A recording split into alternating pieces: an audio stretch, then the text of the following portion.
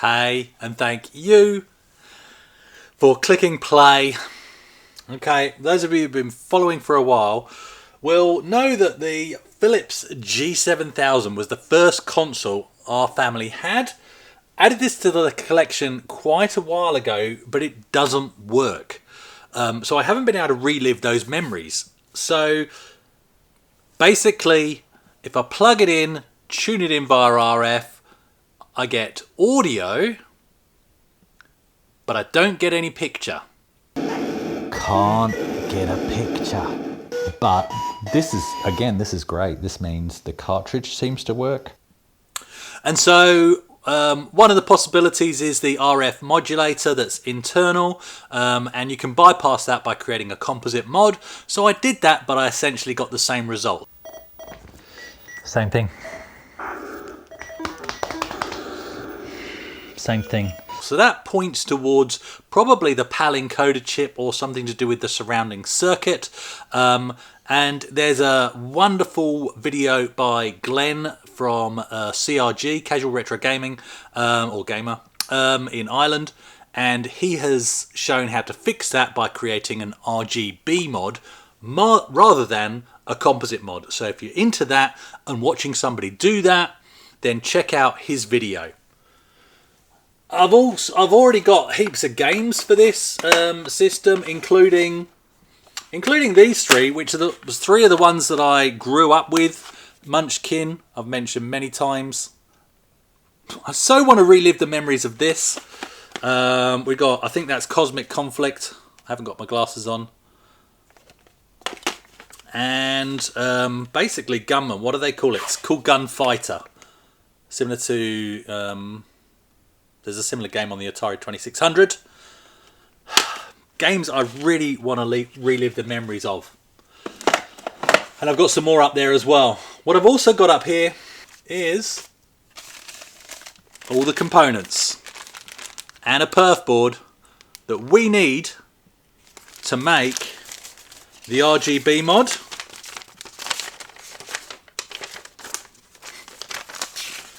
And here's the schematic. Oh no, sorry, that's the wrong piece of paper. Here's the, here we go. Here's a schematic. Nothing too complicated, unless that's the one for the composite mod. No, that's the RGB mod. That's the RGB mod. Really isn't too complicated. So, shall we do that? That sounds like a shit waste of time. How about we try this one instead? Let's do it. So, first things first. Let's have a look at the box. Hard to get the light not bouncing off it, but there we go. One side of the box. And this box, I can't remember if this is exactly the same as the one we had in the UK. I thought it was like a normal sort of bland cardboard box going up and then like an overlay box over the top. Could be a mismemory, but what I do remember is my sister bought this as a gift to the whole family back in the 80s. She worked in Kuwait at the time, and she bought this back in her suitcase. And I remember after we picked her up in the airport, in Heathrow Airport, stopping off for a bit of breakfast at one of the cafes in Heathrow Airport, and she revealed what she had for us in the suitcase. And I was so excited and had to be told several times, no, Chris, it's not yours, it's for the family. Being the youngest and the one most into computers, it ended up pretty much being mine in a roundabout way, but it was a family thing. But I certainly used it, I think, more than anybody else in the family, that's for sure. So many fond memories on this system. So many fond memories. I bought this one. Obviously, this is not my original. It's got a serial number sticker there. And that's important. So 03277. Remember that. 03277. The box isn't in the best shape, but it's certainly not in the worst shape either. Here we go. There's one of the sides. all these screenshots all over the box, and that's the sort of thing I would have stared at for ages. You can see where somebody's put some sticky tape on it there. I wonder why he's of cleaning that up. But these illustrations would have driven you crazy back then. And then on the front of the box, this is where unfortunately we do have some tears here. Okay. But look at that. So this one I bought from Sinner, who runs, from his shop, from Mad Retro in Perth. So do look up Mad Retro. And yeah, I remember just looking at all of these games that I never had. Some of these. And there we go, there's that side as well. Let's get it out. This is far better doing an unboxing than doing some soldering montage.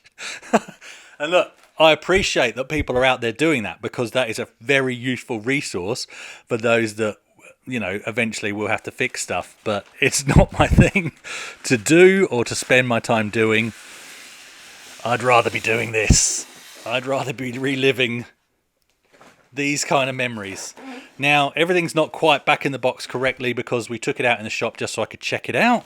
And I couldn't figure out how to get it back in. So, polys are in excellent condition.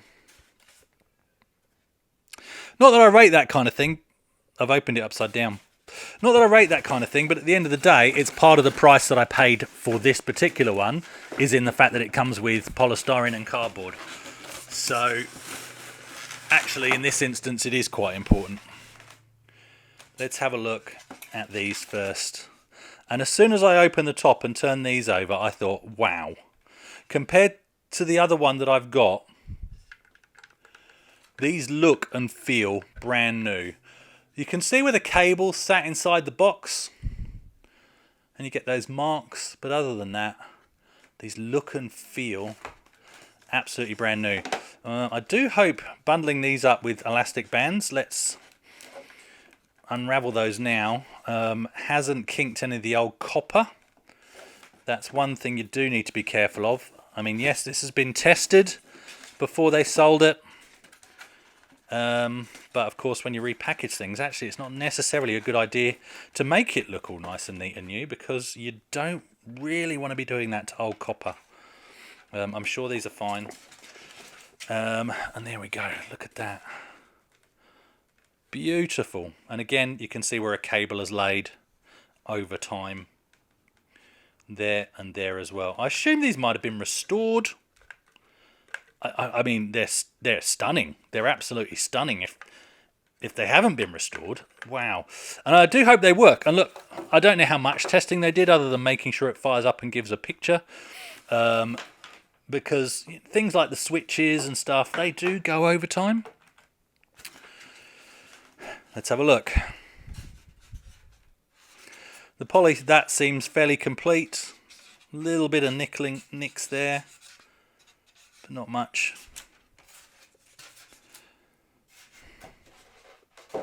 Here we go. Now, so this should be on the console, but it's come off, and they pointed that out in the shop. You can see where the glue's come unstuck. So that should be underside of the console. So we'll put that back. But look, focus camera, 03277, and that is the original. So this is the correct box. So this thing has sat in its box most of its life. Let's get it out. I'm going to put that in the top of the polystyrene, that sticker. Let's get this out. And again, when I looked at this in the shop, I'd already told them I was going to buy it anyway. They put it aside for me. But, wow.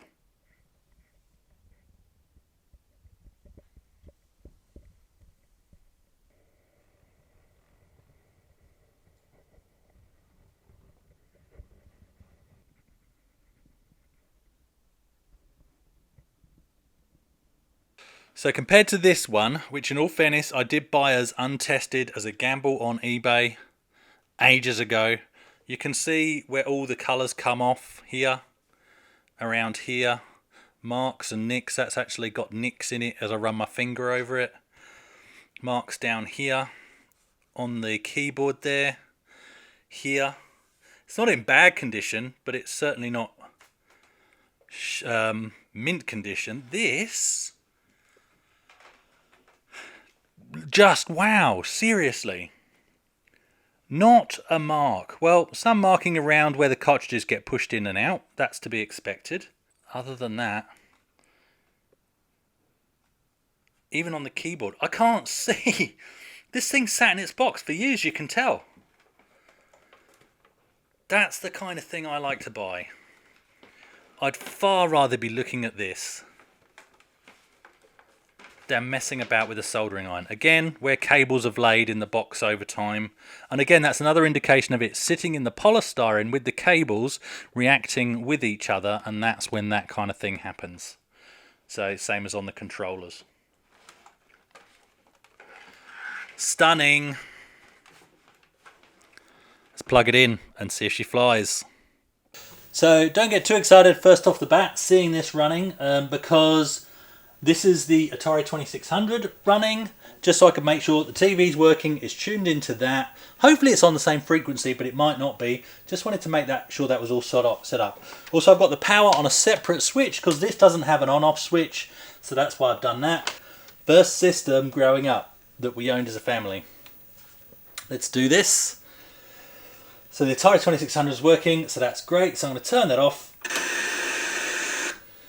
I'm going to plug this in its place, and I hope they're on the same frequency. RF's in, turning on at the wall.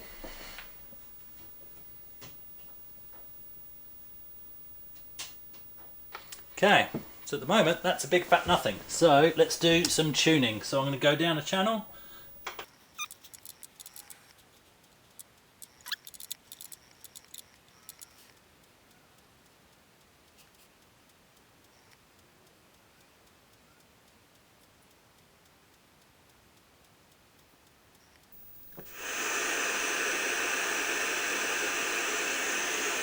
I think we've got something. I'm going to go down to fine tuning. See if we can tidy it up.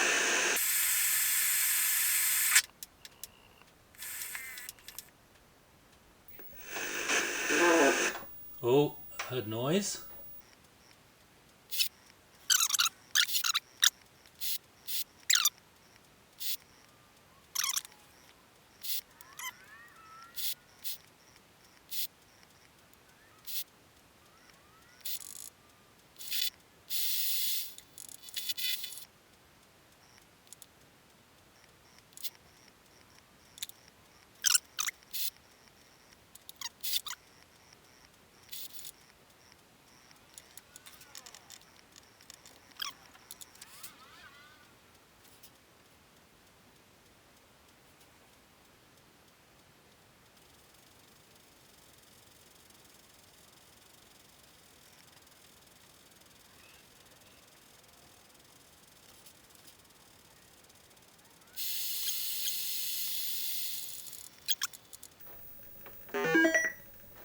So we've got a black screen and we've got sound.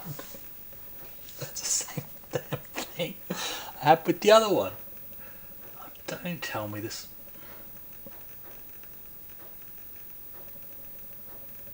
Don't do this to me. I'm going to store this channel.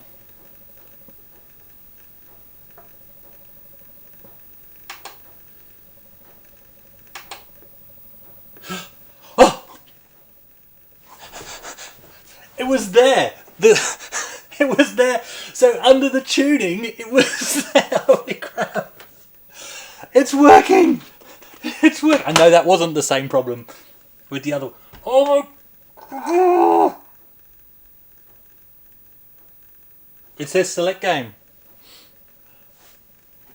Oh. So from memory, you have to select a game from the top here, I think. Like 1 to 5? No, 1 to 9. So if I press 1. Oh!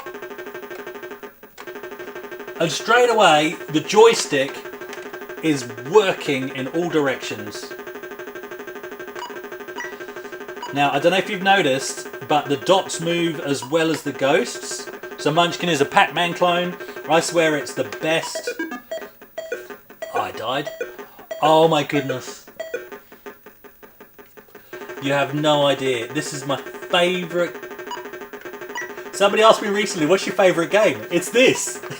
This is my favourite game of all time.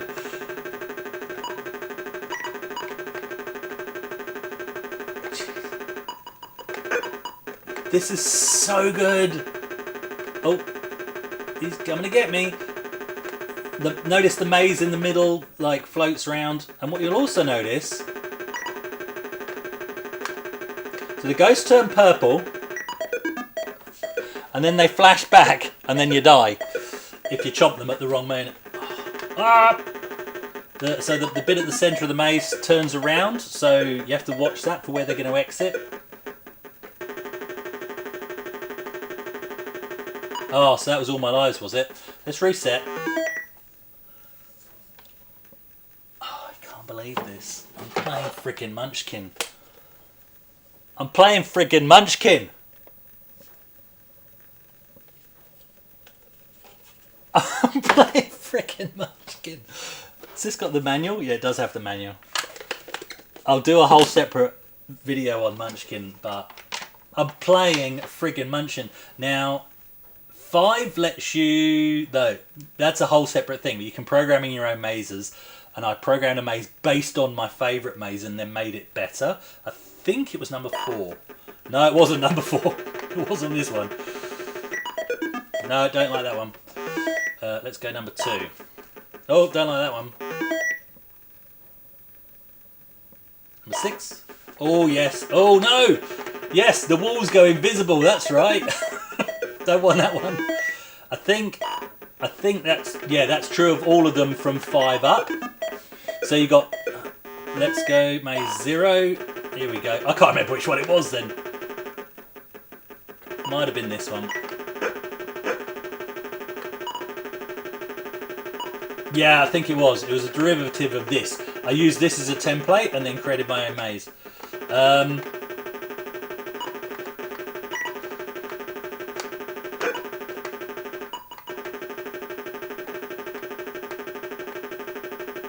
This joystick is working fantastic. Gotcha, you bugger. Oh, no. See, if they're the base colour, then they chomp you. Damn it.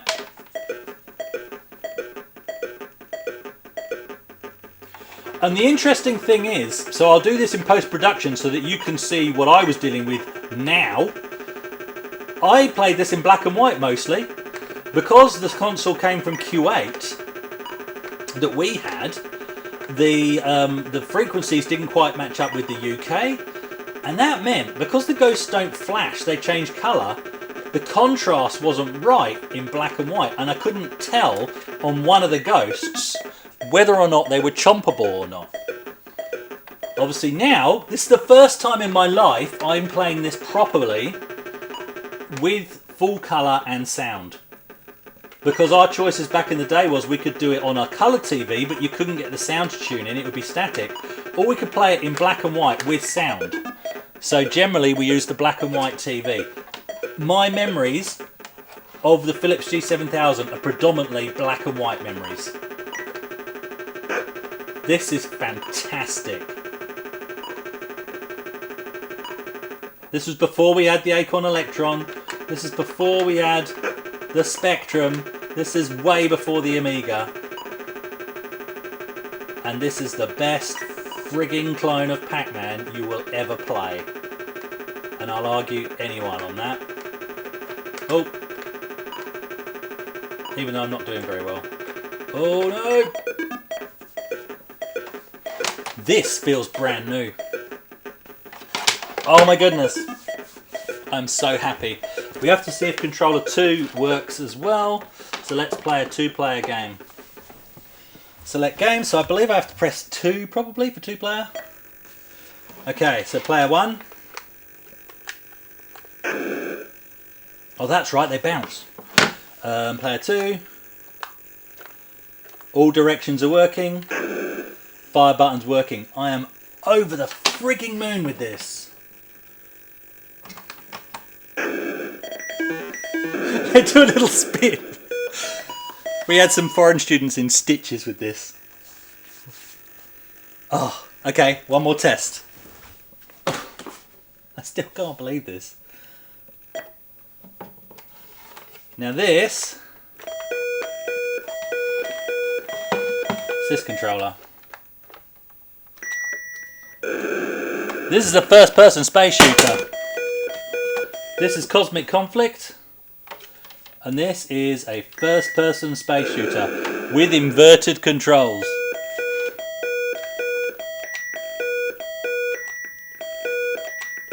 And those are not TIE fighters. Honest.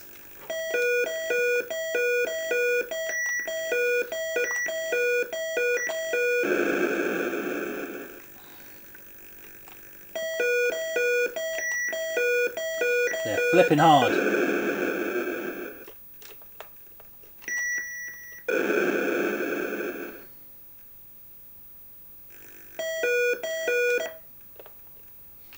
Oh, that's right. When the TIE fighters, not TIE fighters, get too close, you can steer away from them.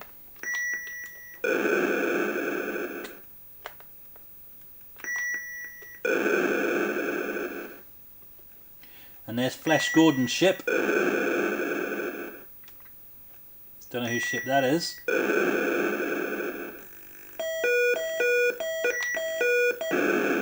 Ah, that was a good shot. Nobody else in my family could play this because they couldn't get their head around the inverted controls. Notice the lasers kind of follow the target, so that's a bit of a cheat.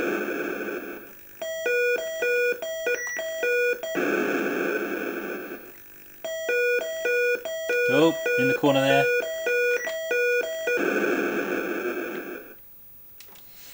Message from Star Command. Enemy retreating.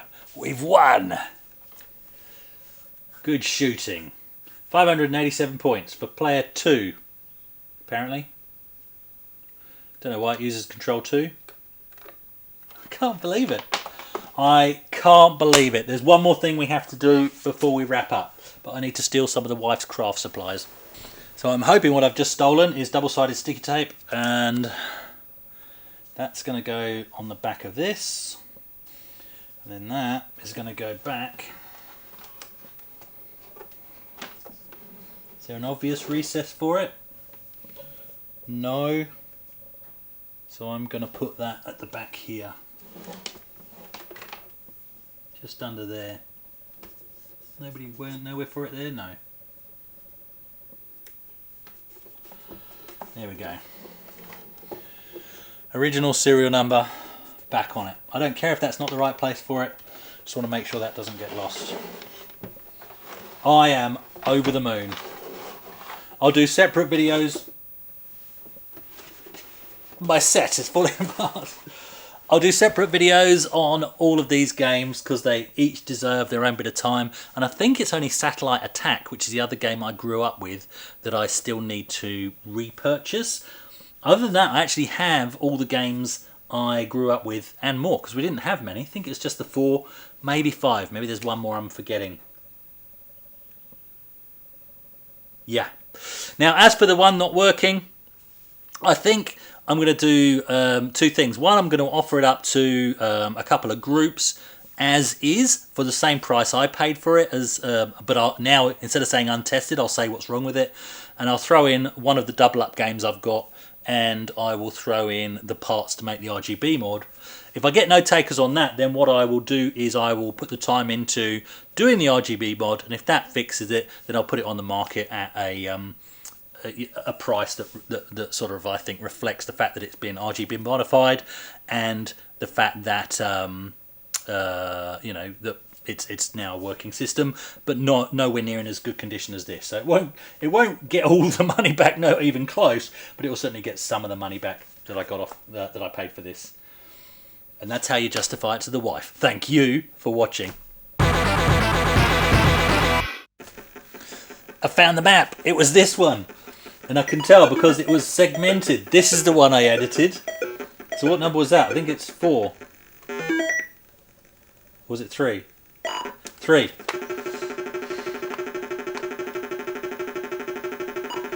and I made an edited version of this one. This is definitely the map.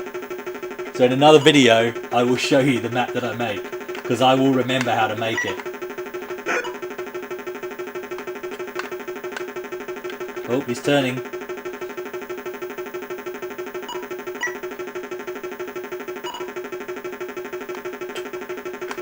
And you can actually go through their home. In fact, you kind of have to. Oh, that's right. Then you get stuck into these chases round around here. Come on.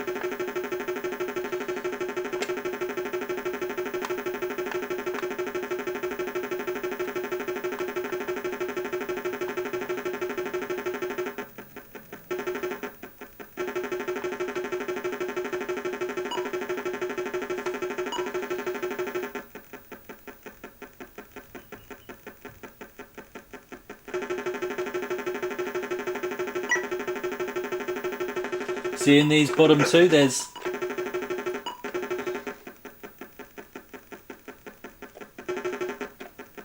Oh, he didn't come in!